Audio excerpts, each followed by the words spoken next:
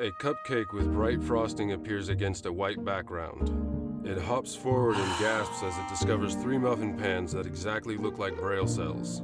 7 more brightly colored cupcakes appear. At the whistled command of the original cupcake, hop into the various muffin holes to form the braille letters TBK. The muffin tins are replaced by the Blind Kitchen logo, green braille letters TBK on a white background. Fade to black. Hello, and welcome to the Blind Kitchen. I'm your host, Deborah Erickson, and in this episode, we're going to talk about the food core.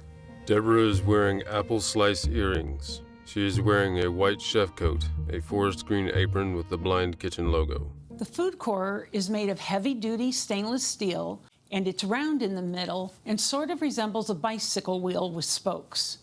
There's also a handle on either side. The purpose of the food core is to fabricate the food into similar size, shapes, and pieces of food. Now, I have in front of me a red apple.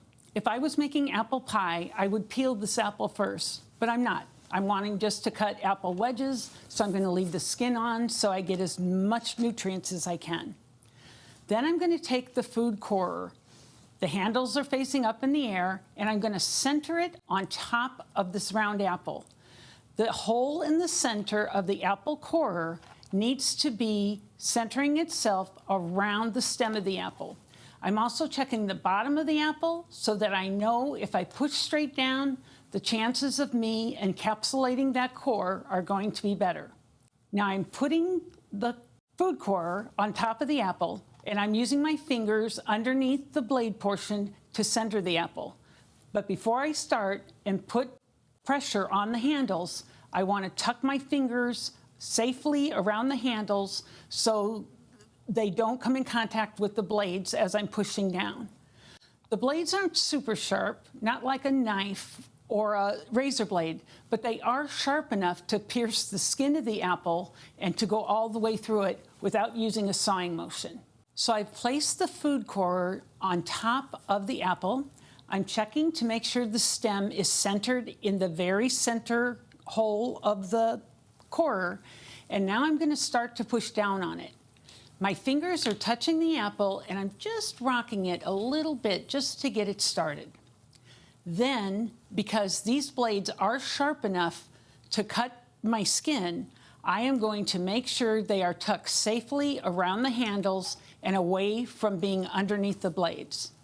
Then I'm going to be careful to put equal pressure on both sides of the food core so that the blades go straight down to my working surface and through the apple.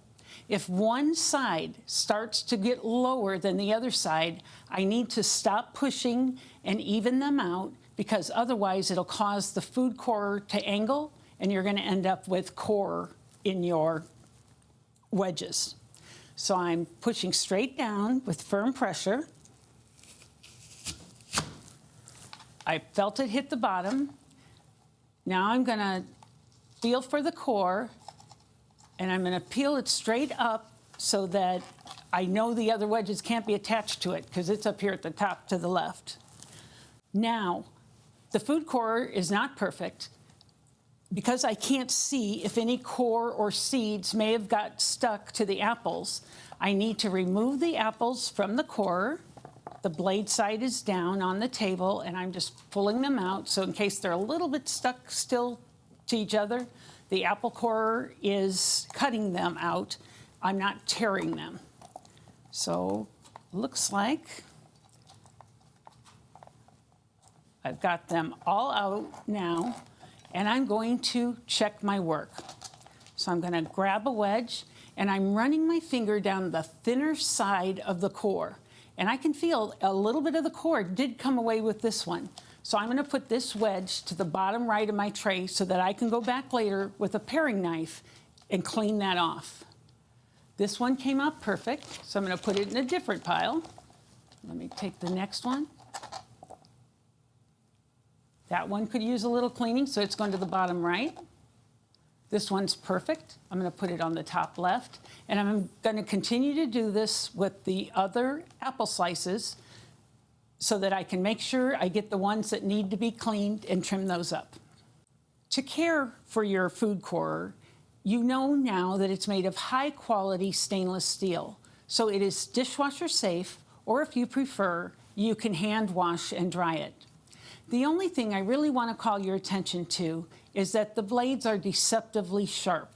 So when you go to store it, if you store it in a drawer or a cabinet or a container, you'll want to make sure that the blade sides are down so that when you do go to look for it the next time you feel the urge for apple pie, you'll touch it with your fingers first and know that the blades are not in play as they're setting safely downward. Thank you for being a member of the Blind Kitchen community. I hope you enjoy your food corer and happy cooking. She smiles towards the camera. Fade to black. The Blind Kitchen logo appears. Fade to black. Neo Creative Productions logo appears. The logo fades to black.